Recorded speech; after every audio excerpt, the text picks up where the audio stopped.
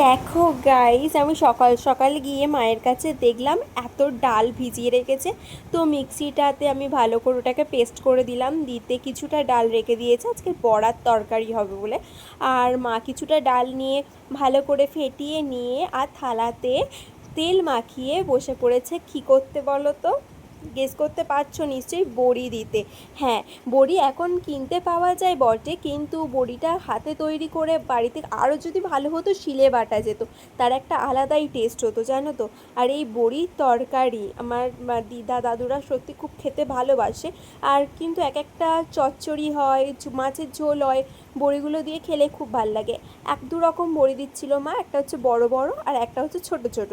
তো ওই থালাটা বড় বড় হবে, আর যে থালাটা ফাঁকা পড়ে আছে দেখছো ওটাতে ছোট ছোট হবে। তো আমি তো বেটে দিয়ে দাঁড়িয়ে দাঁড়িয়ে ভিডিওটা করছিলাম, মা বড়িটা দিচ্ছিল। আর মনে মনে করছিলাম কত রকমের বড়ি হয়, বিউলির ডালের বড়ি, গয়না বড়ি। ও হ্যাঁ, গয়না বড়ির কথা তোমরা শুনেছো নিশ্চয়ই। ওই পোস্ত না সর্ষের ওপরে সুন্দর করে আঁকি বুকি কেটে নকশা দিয়ে দিয়ে গয়না বড়ি হয়। অনেক দিন হয়ে গেছে যদিও গয়না বড়ির ব্যাপারটা আর চল নেই।